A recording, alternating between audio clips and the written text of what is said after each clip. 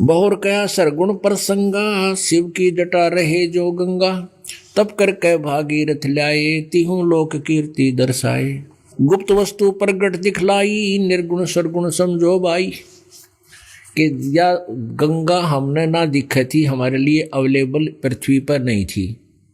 भागीरथ ने तप किया और उस तप करके उस निर्गुण जो हमें नहीं उपलब्ध थी वो थी वहां पर मौजूद, साकार में थी।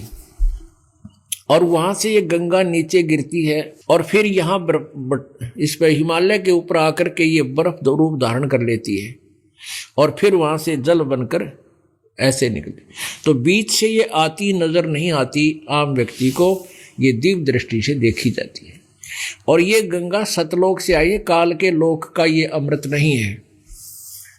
पुण्यात्माओं, अब ये बातें याद रखने की हैं कि ये तत्व ज्ञान है, इसमें सब निर्णय होगा। जो अभी तक हम खिचड़ी ज्ञान बनाए बैठे थे, किसी का सिर पैर हमारे पास नहीं था, अब ये सारा सुलझ जाएगा।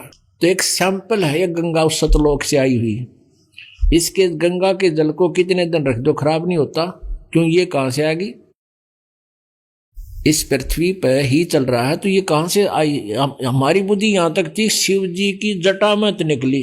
फू जो खा रखी नो एक औरत, अरे फूटे भाग मारे। भगवान शिव जी का एक डैम है और वो सतलोक से जब आई तो 6 महीना में वह भरी थी। वो भर के फिर ओवरफ्लो होना शुरू हो गया। उसी में भागीरथ तप कर रहा था पहले से ही। तो जब ये ऊपर तक पड़न लगी फालतू होगा, जो भगवान शिव ने कह दी तो तथास्तु, ले भाई गंगा आ जाएगी। तो ये तो चलती का टोर मारनी है, चलती का टोर मारने वाले। तो ये सतलोक से आई थी फिर शिव के धाम में, शिव के धाम को डैम भर गया 6 महीना, फिर आगे चल पड़ी। अब वो पीछे से चल ही रही है और वो वहां से ओवरफ्लो भी हो ही रहा है।